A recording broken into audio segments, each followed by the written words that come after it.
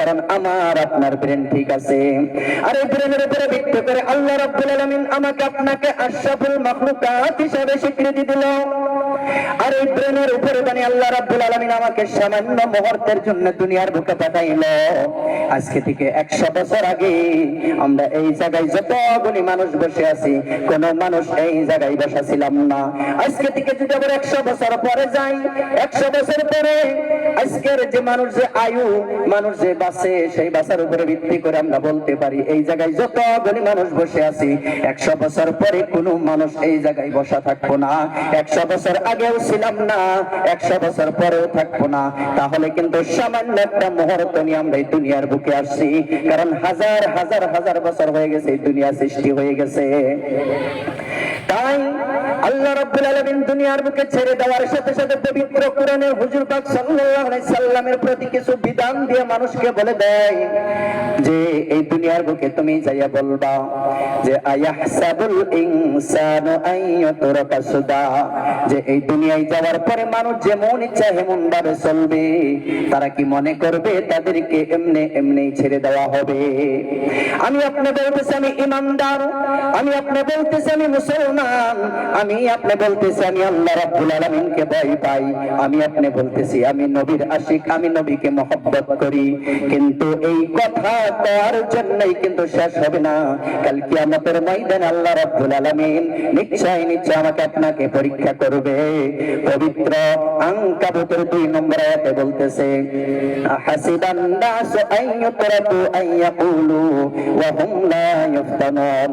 হাসিবান নাস, মানুষ কি মনে করে আইয়ুতরাকু, তাদেরকে এমনি এমনি ছেড়ে দেওয়া হবে, ওয়া আইয়াকুলু, তারা যদি কয় আমান্না, আমরা ঈমান আনছি, আমরা ঈমানদার, ওয়া হুম লা ইফতানুন, আর এতখানি কওয়ার পরে তাদেরকে কি পরীক্ষা করা হবে না? নিশ্চয় নিশ্চয় পরীক্ষা করা হবে। কাল কিয়ামতের ময়দানে ওই বিচারের মাঠ কেন দাঁড় করানো হয়েছে? এই দুনিয়ার বুকে যদি আমি আপনি লক্ষ্য করি, কোনো বিচার পাতি কোনো কিছু ঠিক নাই। আমি যত বড়ই ক্ষমতাবান থাকি, তার কাছে যদি বিচার নিয়ে যাই, রাতের অন্ধকারে পয়সা নিয়ে কিন্তু বিচার ইফালে হিফালে হয়ে যায়, তাই না? পুলিশের কাছে যদি যাই, যত বড়ই ক্ষমতাবান পুলিশ থাকুক, আইপিএস অফিসার থাকুক, এমন কোন পুলিশ অফিসার নাই যে তারা কি জানি ঘুষের মধ্যে নাই। তারা ওই অন্ধকারের ভিতরে তারাও কিন্তু ঘুষের মধ্যে আছে।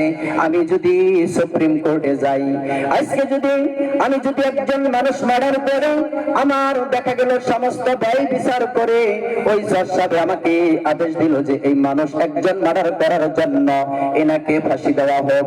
আরেকজন মানুষ 7 জন মানুষ খুন করছে, সেই মানুষটাও আদালতে উপস্থিত হলো, তার জন্যও দেখা গেল জজ সাহেব ওই মানুষ মার্ডার করার জন্য তাকেও ফাঁসির রায় দিল। আরেকজন ব্যক্তি 100 জন মানুষ মার্ডার করার পরে সেই আদালতে উপস্থিত হওয়ার পরে জজ সাহেব সমস্ত কিছু দায় বিচার করে তাকেও আদেশ দেওয়া হলো 100 জন মানুষ খুন করার পরেও এনাকে ফাঁসি দেওয়া হোক। তাহলে দেখা যায় দুনিয়ার বিচার কিন্তু ঠিক না। আমি একজন মার্ডার করছিলাম, একজন মার্ডার করার জন্য আমাকে ফাঁসি দেওয়া হলো, 7 জন মার্ডার করছে তাকেও ফাঁসি দেওয়া হলো, 100 জন মার্ডার করছে তাকেও ফাঁসি দেওয়া হলো। তাহলে কিন্তু বিচার সমান সমান হলো না।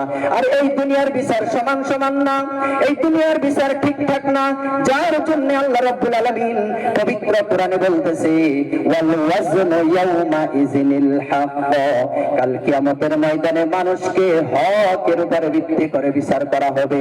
তোমাকে তোমার বিচার, তুমি যত টাইপের গুনাহ করছো তোমাকে এইভাবেই বিচার করা হবে।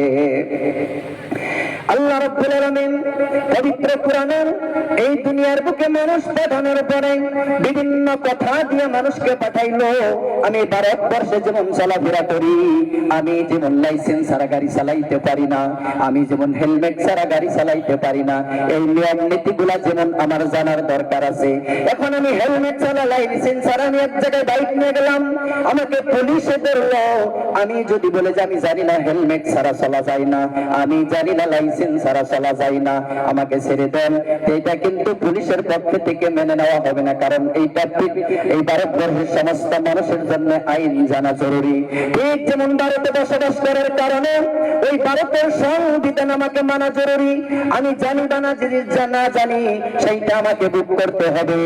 আমি আপনি মুসলমান হিসেবে দুনিয়ার বুকে পাঠানোর পরে আল্লাহ রাব্বুল আলামিন তার উম্মত, ওই নবীর উম্মত কোন রাস্তায় চলবে, কোন রাস্তায় থেকে বিরত থাকবে, তার একটা সাংবিধানিক কিতাব পবিত্র আল কুরআন তার উপরে নাজিল করে দিল।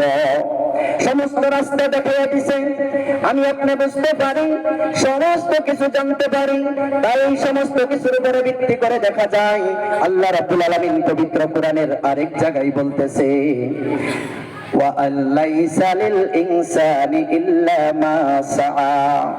আরেক জায়গায় বলতেছে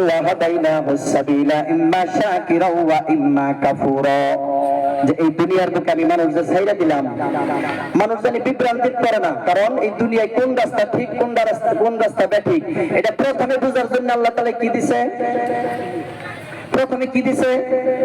প্রথমে জানি আলোচনা করলাম মানুষ যে কোনটা ঠিক কোনটা ব্যাঠিক।